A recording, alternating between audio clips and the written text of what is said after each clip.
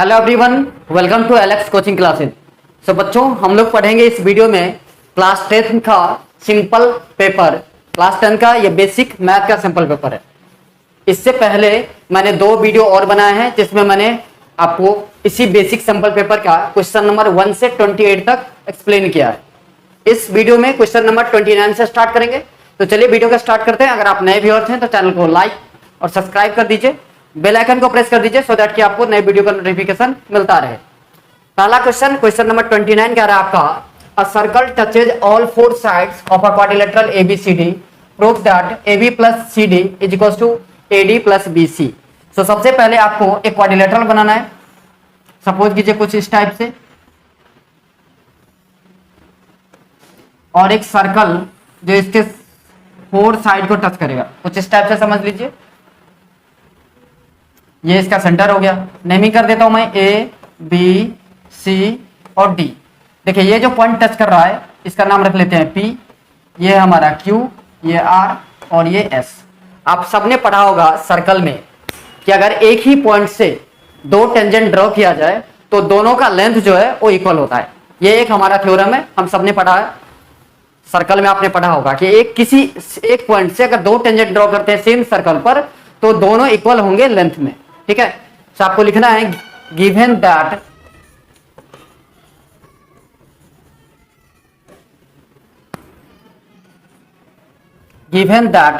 ABCD is a quadrilateral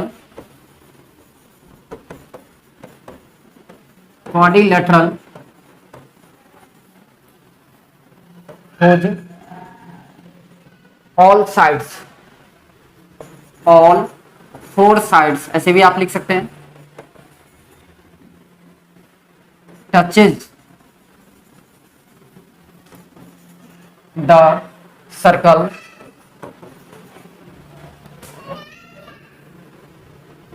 इतना लिख देना है आपको। नाउ टू प्रूव, क्या प्रूव करना है हमें, तो AB plus CD is equal to AD plus का BC। ठीक है, आपको कंस्ट्रक्शन करने की कोई जरूरत नहीं है, इसमें लिखेंगे प्रूफ। आपको लिखना है सबसे पहले AP इक्वल टू PB।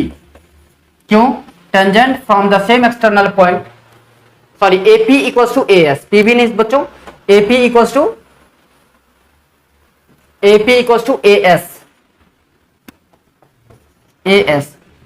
आप कहोगे सर क्यों? तो ये दोनों टेंजेंट है, कहां से? Same external points. यहां से ध्यान से देखिए, ये और ये दोनों एक ही पॉइंट से जो है टेंजेंट है।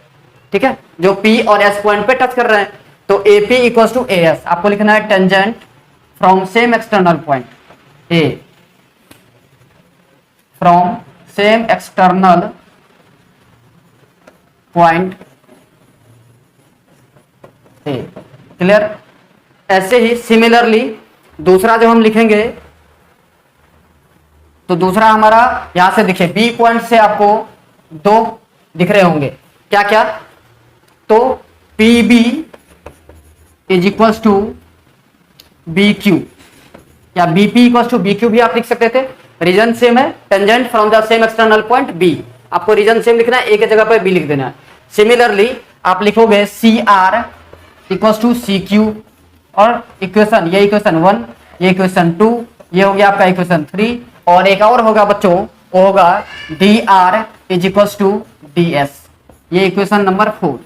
अब क्या करना है आपको, इस सारे इक्वेशन को, ये जो 4 इक्वेशन आप देख रहे हो, इस चारों इक्वेशन को हमें ऐड कर देना है। Adding all these equations. तो देखिए, अगर इस सारे इक्वेशन को मैं ऐड कर दूं तो क्या बनेगा, ध्यान से आपको देखना है। बहुत आसान क्वेश्चन था। सबसे पहले AP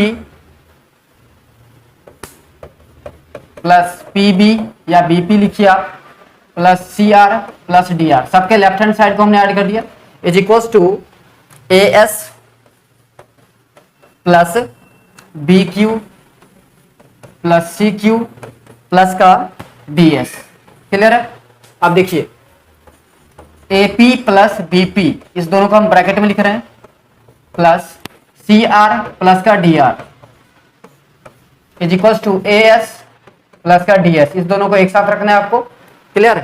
अब फिगर का कोई काम है नहीं या रहने दो, C Q plus B Q को एक साथ रखना है, C Q plus B Q को एक साथ रखिए। ठीक है, अब देखो एपी प्लस बीपी ये दोनों मिलके क्या बनाएगा, आप कहोगे सर एबी, फिगर को देखिए तो एबी बना रहा है। सी आर और डी आर ये दोनों मिलके क्या बना रहे हैं, तो आप कहोगे सर एसी। ठीक है ना, सॉरी एसी नहीं सी डी, ये डी पॉइंट था तो सी डी।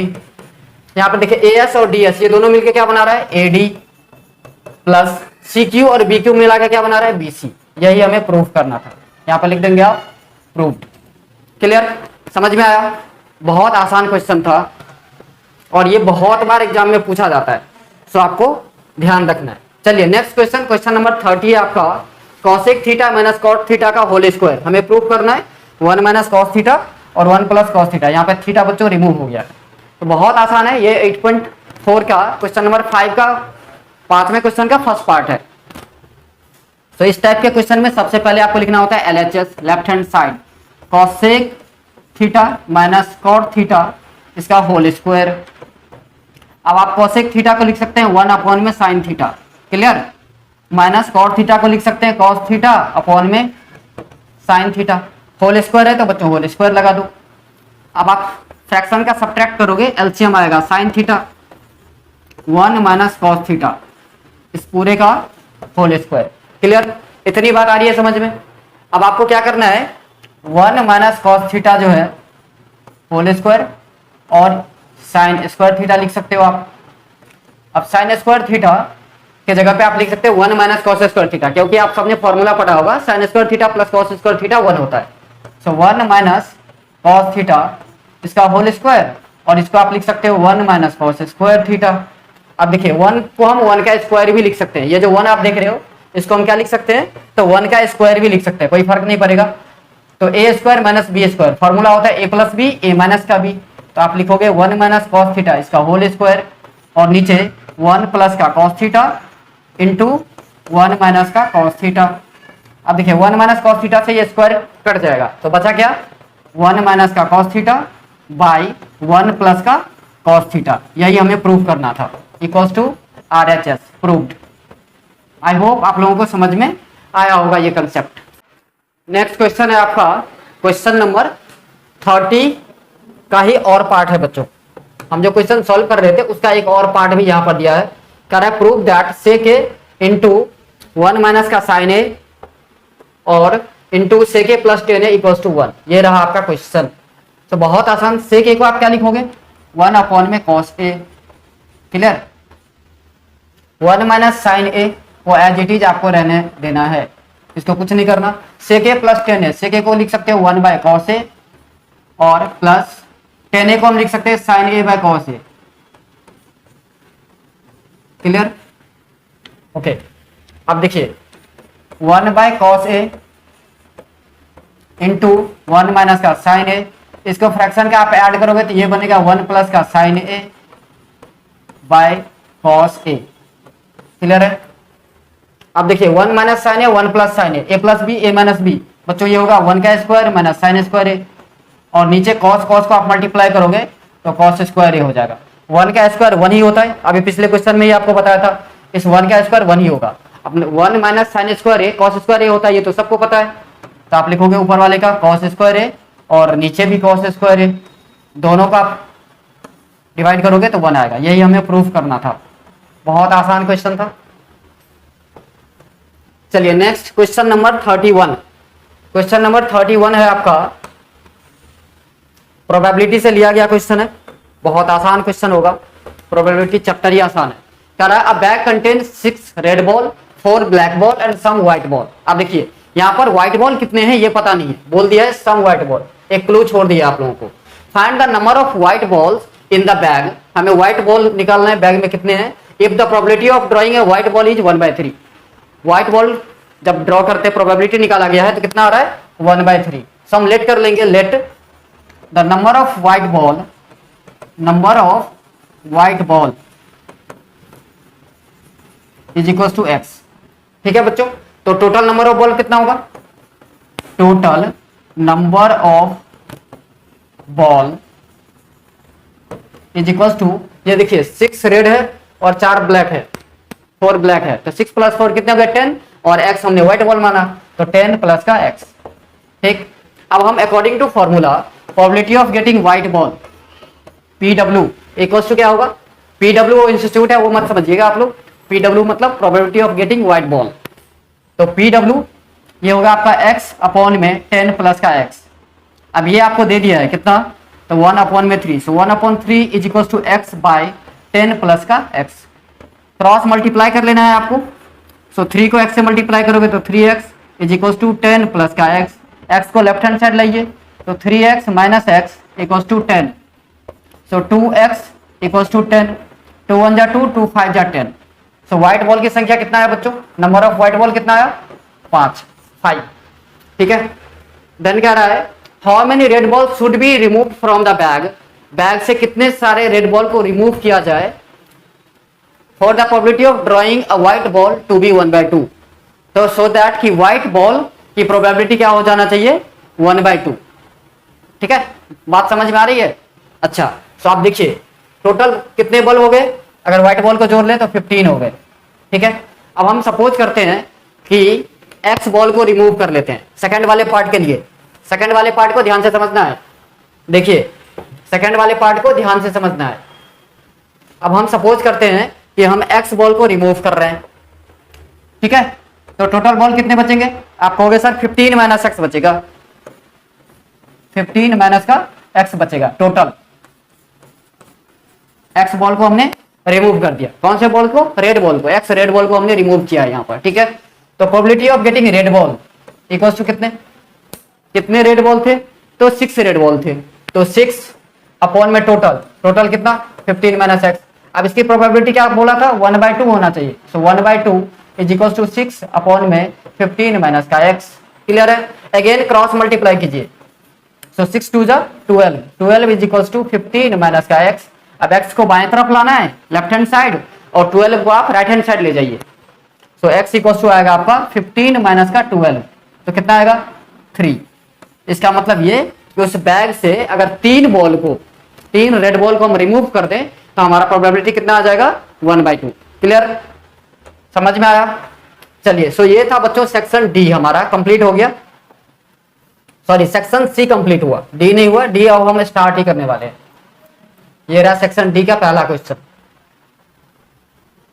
अ ट्रेन ट्रेवल 360 किलोमीटर, कितना किलोमीटर 360 किलोमीटर, अरे क्या दिक्कत है भाई, हाँ 360 kilometre at uniform speed, 360 kilometre की डिस्टेंस दूरी को एक रेलगाड़ी समान चाल से चलती है।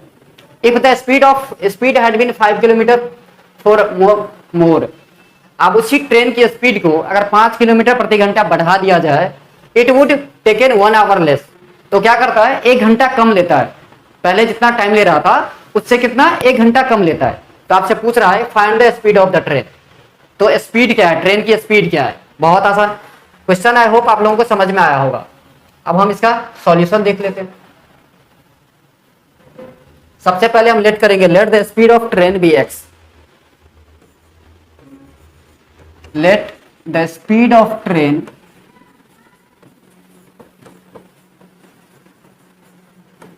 B x kilometre per our.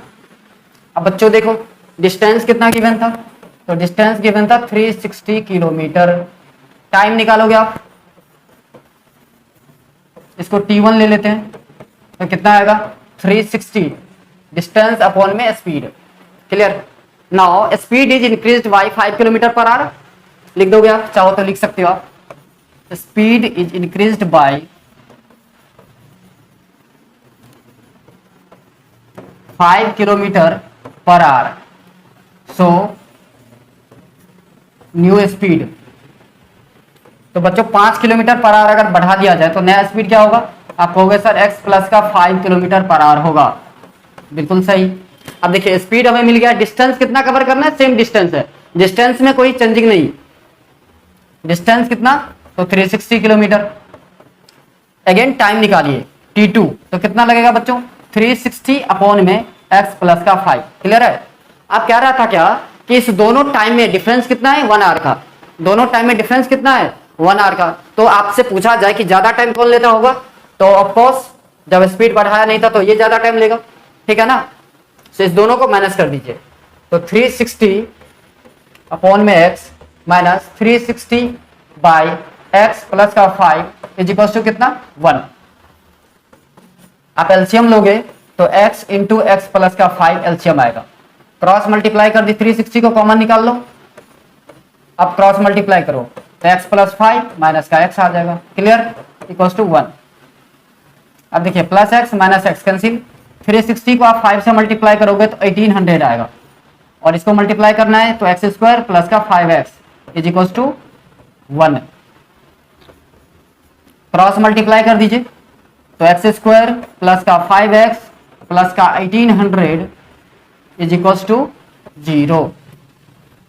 Sorry, यहीं पर अगर हम एक वही बार में लिखना है तो माइनस का 1800 लिखना है, नहीं तो आप कह सकते हो एक्स प्लस का 5x is equal to 1800, clear, या x square plus 5x minus 1800 is equal to 0।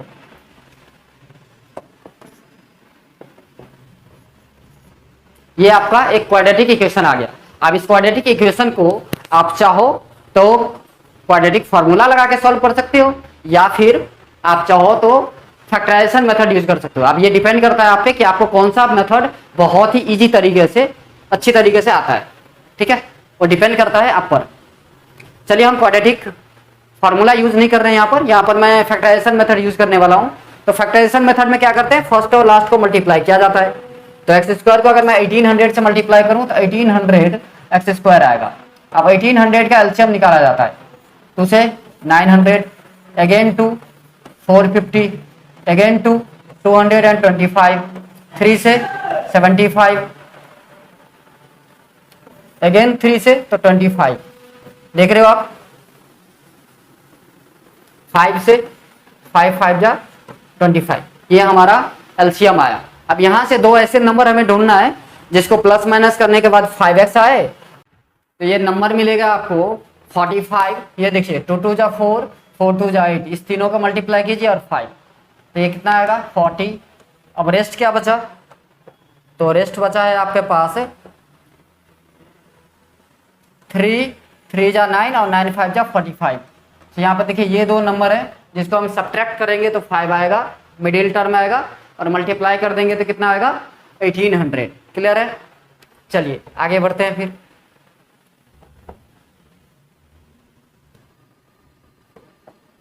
X square, ये कलर आप लोगों को शायद दिख नहीं रहा होगा, ये भी नहीं दिखेगा, ज़्यादा विजुअल नहीं होगा। चलिए एक्स स्क्वायर प्लस का 5x माइनस का 1800 is equal to 0।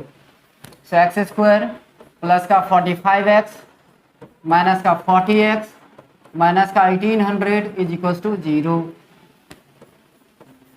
x common लेना है तो x प्लस का 45 आएगा, माइनस 40 कॉमन आएगा यहाँ बच्चों, x प्लस का 45 is equal to 0। So x plus 45 equal to 0, तो x इक्वल टू वैल्यू आएगा आपका माइनस का 45, इसको लिखेंगे NP, नॉट पॉसिबल।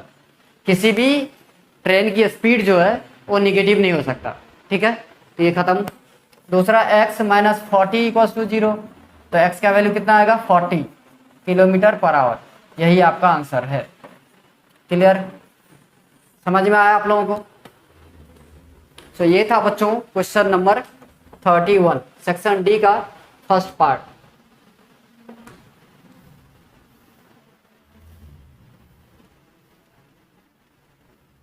इसका एक और पार्ट भी है,